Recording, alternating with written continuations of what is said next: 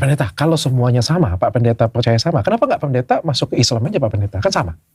Iya sama, sebetulnya sama aja, cuman saya senengnya Kristen. Karena babi masih enak buat saya gitu. Iya, betul. Gue nanya serius, dia jawabnya santai. Cuma saya takutnya sama Dokter Richard satu nih, karena Muslim boleh kawin 4 kali, awas loh, ya kan? Terus saya yang, waduh, pokoknya saya lapor Ustadz Deli, saya bilang, yang ini khusus, nggak boleh kawin 4 kali. Jangan-jangan dia karena mau kawin 4 kali.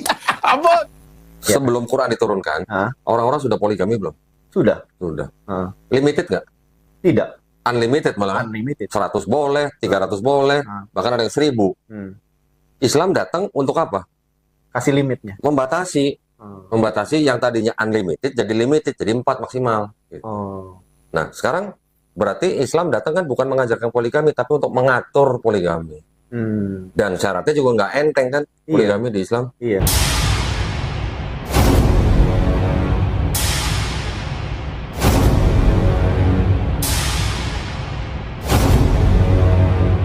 Assalamualaikum warahmatullahi wabarakatuh. Teman-teman, pada sebuah percakapan antara Pendeta Gilbert Lumoindong dengan Dr. Richard Lee, ada semacam kekhawatiran ya dari Pendeta Gilbert Lumoindong kepada mualaf Dr. Richard Lee. Jangan-jangan ente masuk Islam karena pengen kawin 4. Nah teman-teman, itu adalah sebuah kekhawatiran ataukah itu semacam tuduhan dari Pendeta Gilbert Lumoindong kepada mualaf Dr. Richard Lee. Nah teman-teman, nanti kita akan temukan jawabannya, sebuah pembelaan yang dilakukan oleh Kohdon Ditan mengenai poligami. Nah teman-teman, mari kita simak videonya. Lihatnya di sorga bagaimana kita ngobrol yang ringan-ringan aja lah kalau gitu ya. Yang penting pokoknya manusia ada sekarang kan begitu. Pak Pendeta, tapi kayak gini, tadi kan Pak Pendeta bilang kan Tuhan itu satu. Iya. Surga itu satu. Iya. Ya. Tapi kenapa agama itu banyak? Penafsirannya. Tapi kan penafsiran ini berbeda-beda Pak Pendeta. Iya. Yang satu harus datang ke gereja dengan rapi, menggunakan sepatu terbaik. Yang satunya lagi untuk masuk ke rumah Tuhan harus melepaskan alas kaki. Yang satunya boleh minum alkohol. Yang satunya alkohol itu adalah haram. Yang satunya boleh makan babi. Yang satunya lagi tidak boleh makan babi. Yang satunya lagi tidak boleh makan sapi. Yang di sebelah sana lagi. Ini semua punya versinya masing-masing Pak Pendeta. Apakah ini Tuhan nyampaikan lalu dengarnya beda-beda? Atau sebetulnya bagaimana? kalau kita pikir, tujuannya sama nggak? Sama. Kenapa? Karena gini. Kenapa yang satu bilang nggak boleh makan sapi, satu bilang nggak boleh makan babi? Intinya kan pembatasan. Betul nggak? Gitu. Ini saya nggak ngomong agama lain loh. Di agama Kristen aja, Advent nggak boleh makan babi. Nggak boleh makan babi. Oh iya? Oh, Advent nggak boleh makan babi dong. Nah, tapi Nggak makan daging itu nggak boleh makan daging? nggak makan babi, nggak minum kopi, nggak minum teh, gitu. Pokoknya hanya yang produk alamiah aja, gitu. Nggak boleh begitu-begituan. Itu Advent. Nah, emang babi nggak alami? tapi masuk di semua aturan yang ada di Muslim, sebetulnya ada di Imamat pasal 11. Kan itu Alkitab. Oke.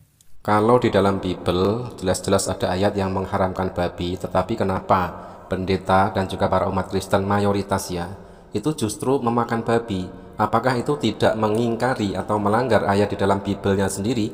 Kita tengok di dalam Bible cetakan lama tahun 1991, Imamat 11 nomor 7 dan 8. Demikian juga babi, karena memang berkuku belah, yaitu kukunya bersela panjang, tetapi tidak memamah biak, haram itu bagimu. Al-Quran itu apa sih? Ada Taurat, ada Injil, ada Zabur, ada Mazmur, kan begitu.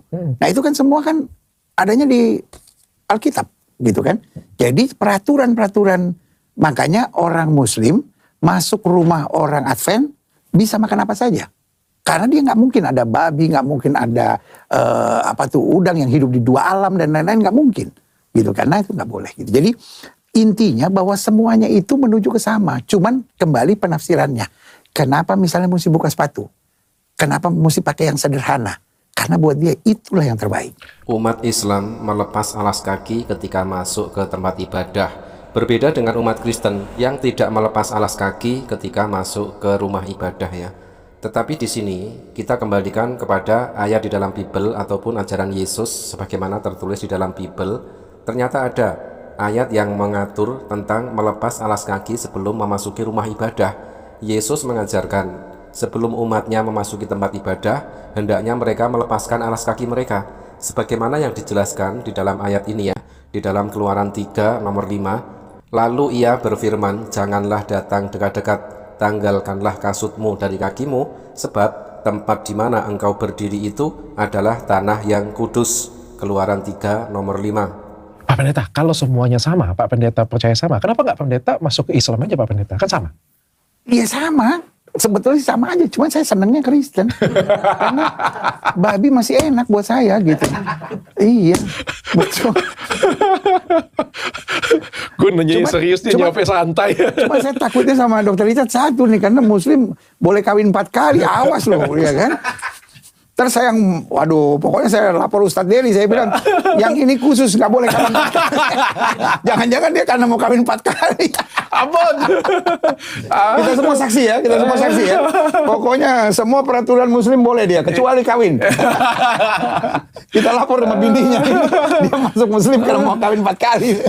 Dan ketika Dr. Richard bertanya kepada Pendeta Gilbert Lumoindong yang menganggap semua agama itu sama, kenapa Pendeta Gilbert Lumoindong tidak masuk Islam saja?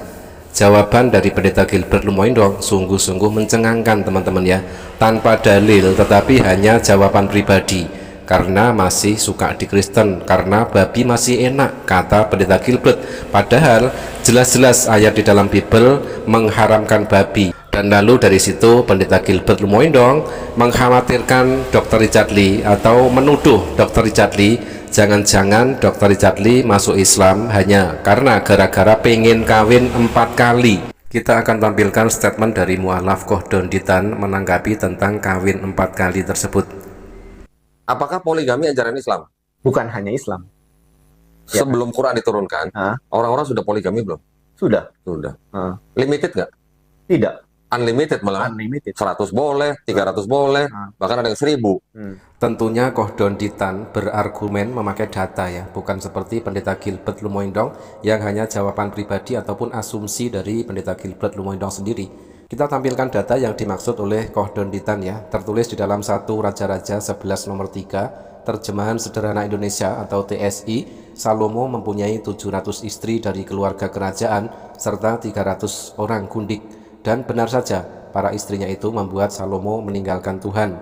Dan kita akan tampilkan 1 Raja-Raja 11 nomor 3, versi Alkitab Terjemahan Baru atau TB. Ia mempunyai 700 istri dari kaum bangsawan dan 300 gundik. Istri-istrinya itu menarik hatinya daripada Tuhan. Islam datang untuk apa? Kasih limitnya. Membatasi. Membatasi yang tadinya unlimited jadi limited, jadi 4 maksimal. Gitu. Nah, sekarang berarti Islam datang kan bukan mengajarkan poligami, tapi untuk mengatur poligami. Dan syaratnya juga nggak enteng kan, poligami di Islam. Iya. Ayatnya gimana? Nikahilah berapa? 1, 2, 2, 3, 3, 4. 4. Bukan 2 tambah 3 tambah 4 loh ya. Iya. Nikahlah Maksimal 4. Tetapi kalau kamu nggak bisa adil, nikahlah 1. nikahilah 1 saja. Satu-satunya kitab suci di dunia yang ada ayat bilang nikahilah 1 saja cuman Quran.